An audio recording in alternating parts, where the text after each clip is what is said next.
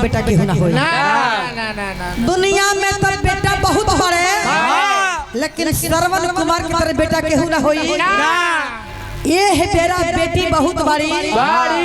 लेकिन रोहिणी दीदी ऐसा बेटी बेटी हो। सही बात जे अपन किडनी दे के अपना बाप के बचा ले बेटा ना दहले बेटी दहली ओइसन बेटी सबका घर में भगवान पैदा करे। और रोहिणी दीदी खाली हमरा कहे के बा कि हमरा रोहिणी दीदी के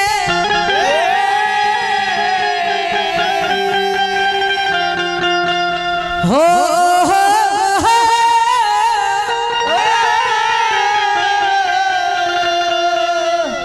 हमारा रोहिणी दीदी के अरे पूरा बिहार में नाम उनका जैसन हो उनका जैसन हो के कर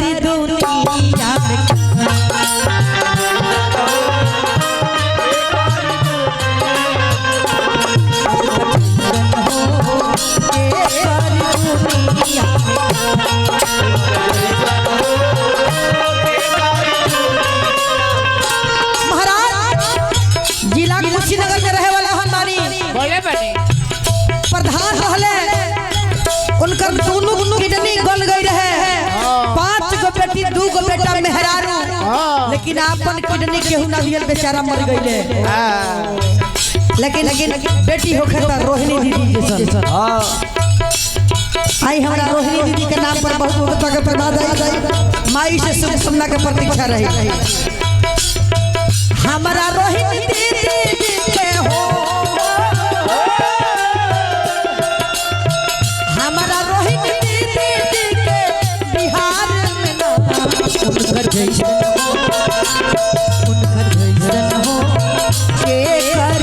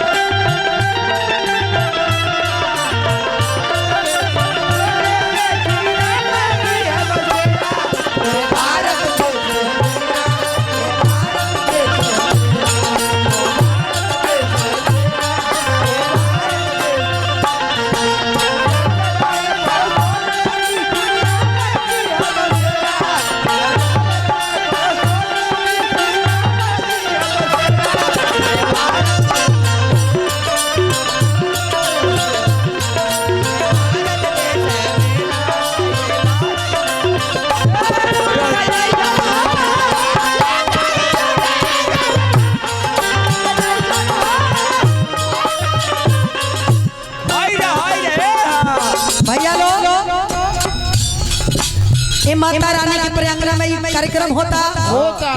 हाथ जोड़ के विनती बा कि इंसान ओइसने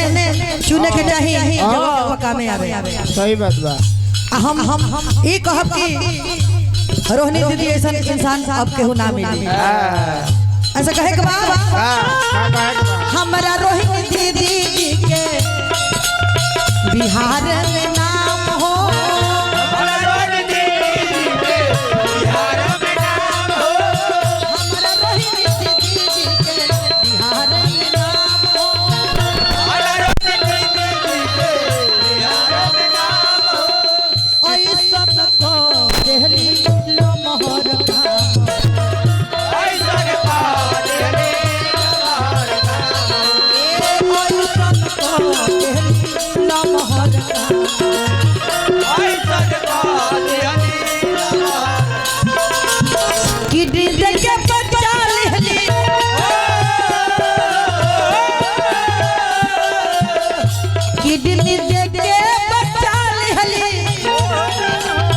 बाबूजी के जान उनका जैसन हो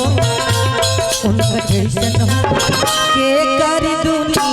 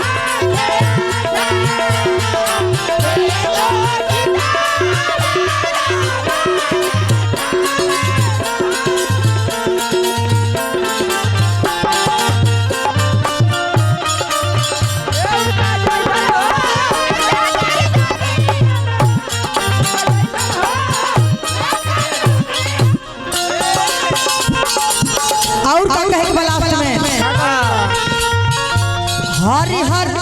गमछिया बा अरे हमर राजत के शान हो हरि हर गमछिया हमरा राजत के शान हो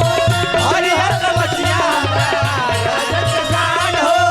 सब का से पहले करिए दीदी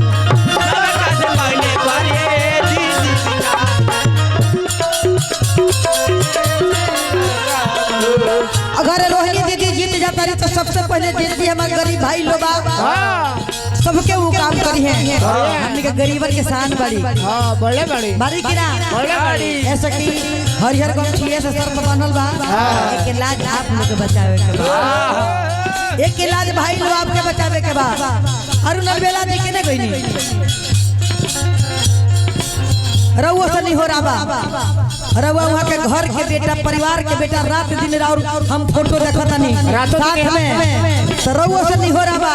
हमार तो वोट नहीं खे लेकिन हमार सपोर्ट पूरा बा राउ वोट में रउआ वोट दी हमार सपोर्ट पूरा बा उन्हीं के चरनिया में बा उन्हीं के चरनिया में बा सुखवा उनका जैसन हो